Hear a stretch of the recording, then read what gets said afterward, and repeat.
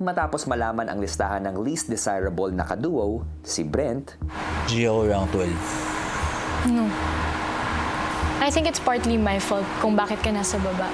I put you as my lowest because sabi ko kay Kuya I would get too comfortable. Kasi sa sobrang comfortable ko sa'yo. I don't think we can talk about that. Pero if I wanna say it kasi if it's part of the rank, it's sa sobrang comfortable ko sa'yo. I don't You can Charlie. Housemates, ipinapaalala ko sa inyo, bawal pag-usapan Yeah.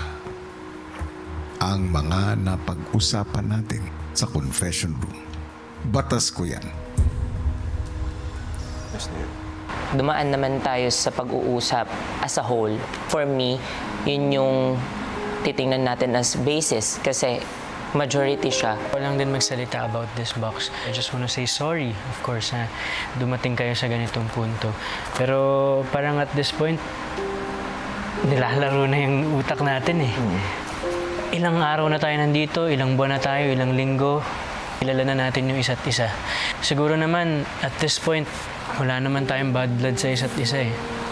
For sure, merong reason. Siguro, sure ako na hindi negative. Nalungkot para sa mga kapwa-housemates ko na nakasama po dito. But syempre, meron naman pong reason na hindi negative. Medyo umokay naman po ako kasi kahit papaano, na-extend ko yung pakikisama ko sa kanila, yung pakikiramay. I mean.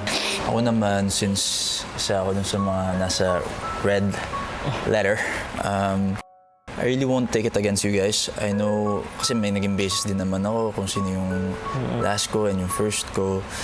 Personally, if alam ko di nyo hahayaan, syempre, I really wanted to get the 12 spot. And now na nandun ako sa red letter, I think enough reason na yun to put myself there. I think di naman para lang pansarili, syempre for Charlie also. And I really don't mind kung kahit pang 15 pa ako, kahit 12 lang tayo dito. Nung sinabi niya pong kahit siya na lang po yung rank 12, gusto ko lang po sana sabihin sa kanya kanina na there was a reason kung bakit kanilagay sa posisyong yan. And despite their personal preference dito po sa confession room, yung napag-usapan po nila kuya, they felt like he wasn't deserving of that rank 12. Ako guys, no hard feelings talaga. Zero talaga. This ranking talaga, wala akong pake. This is not the end yet. Ang dami pa nating pagdadaanan, ang dami pa nating gagawin. But then, just to reassure you guys talaga, I'm really okay. And I'm actually happy na I'm there and not, syempre, the other kapamilyas. Kasi yung ibang kapamilyas, mahal na mahal ko talaga. Samantala, ang isa pang nabansagang least desirable na kaduo na si AZ, kapansin-pansin ang pananahimik.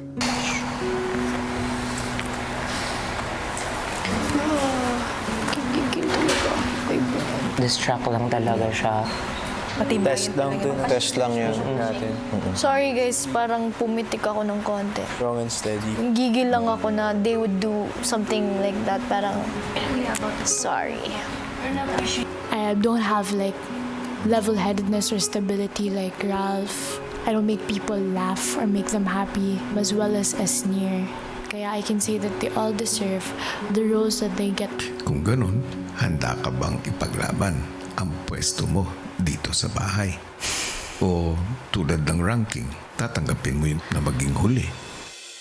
Lalaban ako at yung way po na lalaban ako is ipapakita ko po yung puso ko. And if accepting kahit small roles like B rankings like number 12, then okay na po ako. Okay. Maraming salamat, Charlie. Thank you, Kuya. I don't wanna cry. Bakit ka nagiging emotional? Kuya, it's not really related po kasi sa ranking. Mas iniisip ko pa yung family ko. Kuya, mag-18 na ako next year. At hindi na magpapadala yung tatay ko. So, yung pagiging breadwinner ko, todo pa yan po. Kaya yung iniisip ko yung career ko ngayon. Hindi sa lalaban dito sa loob, pero sana may trabaho pa rin ako. Kahit hindi ako ganun kagaling. Hindi ko alam kung anong gagawin ko.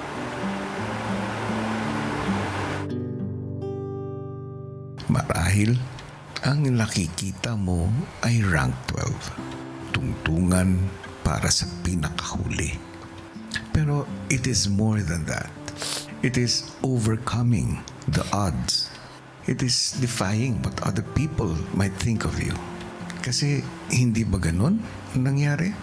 Sinunod ninyo ang mga opinyon ng iba. Pero yun din ba ang pinaniniwalaan mo, Charlie, na panghuli ka? Bata ka, pero hindi ka panghuli. Kung panghuli ka, magagawa mo bang makabalik ng bahay ko? Magagawa mo bang suportahan ang pamilya mo? Hindi gawain yon ng panghuli. Tama ba? Yes po, Kuya. I expected more. Pero hindi pa huli ang lahat. Hindi ka bumalik dito para ipwesto ang sarili mo sa huli.